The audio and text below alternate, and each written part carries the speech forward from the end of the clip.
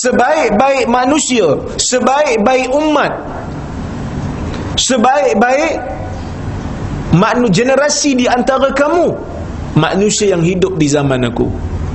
Sahabat tu paling mulia.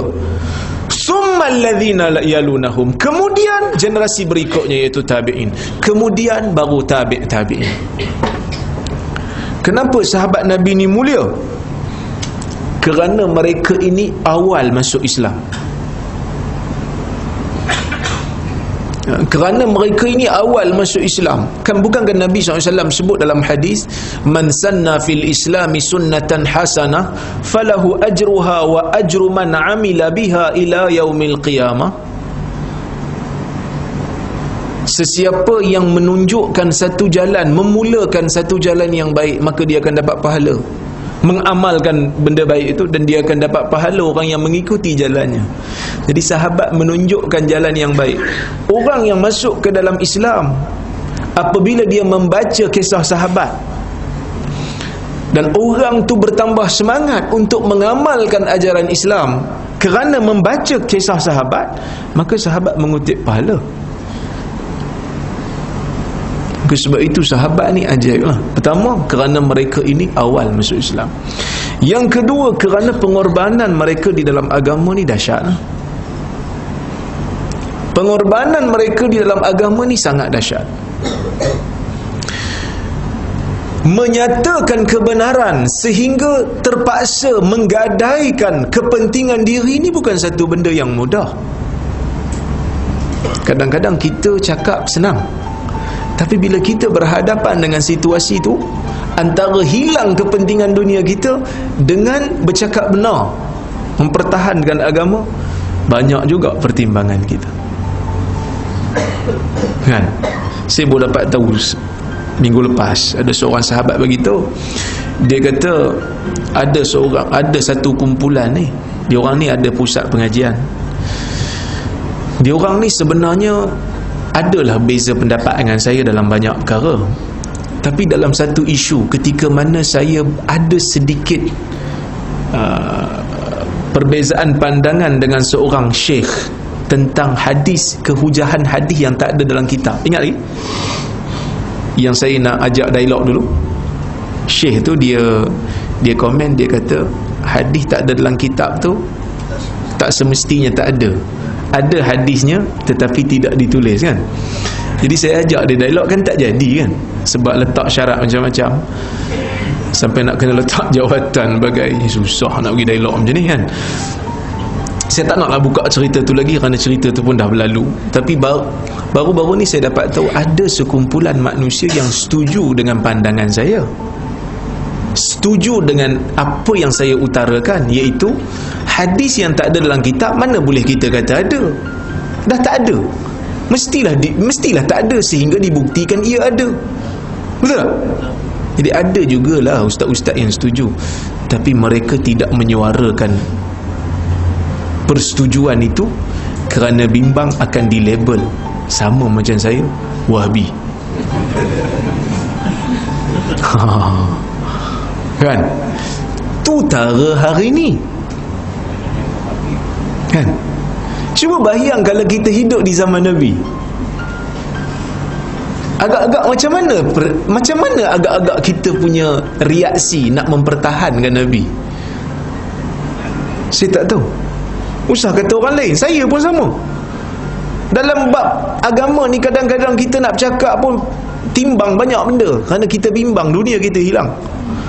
Tapi sahabat buang dunia, buang keluarga. Bukan saya nak suruh tuan-tuan buang keluarga, balik-balik ni buang keluarga tu, dah.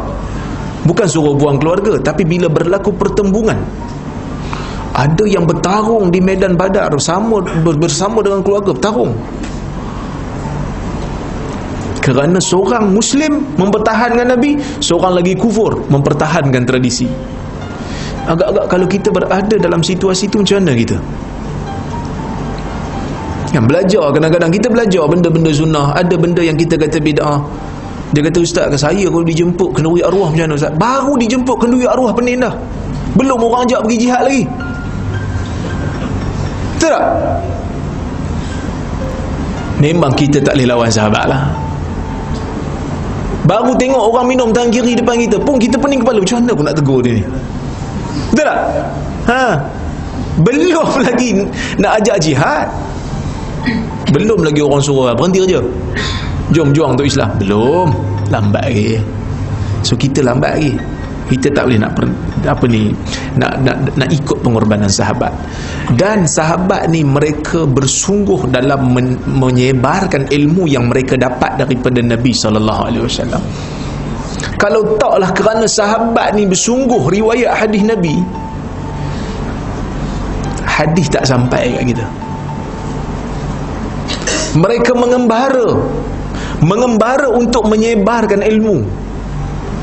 Ada di kalangan mereka mengembara apabila mereka terlupa satu hadis yang mereka pernah dengar daripada Nabi.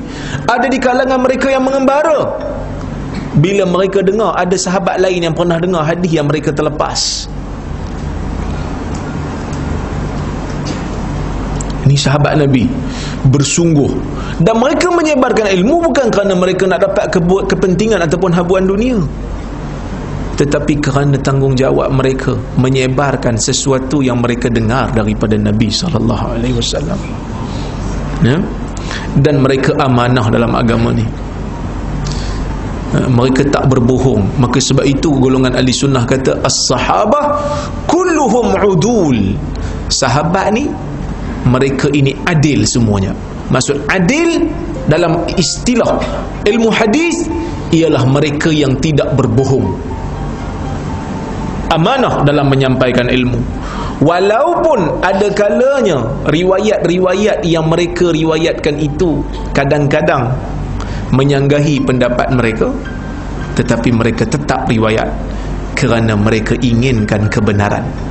Sebab itu ada satu kisah kan, Umar bin Khattab ditanya satu soalan. Umar ditanya satu soalan masa zaman dia jadi khalifah. Umar ditanya satu soalan. Orang tanya soalan tentang tawaf wida. Orang haid kena tawaf tak? Ada orang lelaki ni tanya, zaman dia, rakyat dia tanya. Umar kata kena. Dia kena suci dulu dan dia kena tawaf. Kena tunggu sampai suci, lepas tu baru tawaf. Dia kata aku dengar daripada Nabi SAW, Nabi kata orang haid tak perlu. Umar pukul dia. Umar kata kau dah dengar hadis daripada Nabi, kau tanya aku lagi. Sepatutnya kau bagi tahu kat aku ada hadis Nabi dalam masalah ni. Umar tak tahu ada hadis dalam masalah tau. Jadi Umar pukul dia. Bukan macam kita zaman sekarang, kita bagi tahu ni ada hadis kan, ni ada hadis, kita kata apa? Yalah hadis tu hadis lah. Kita nak buat yang macam ni punya, ini Melayu punya. Kalau Umar ada zaman ni, ramailah papa imam yang kena pukul.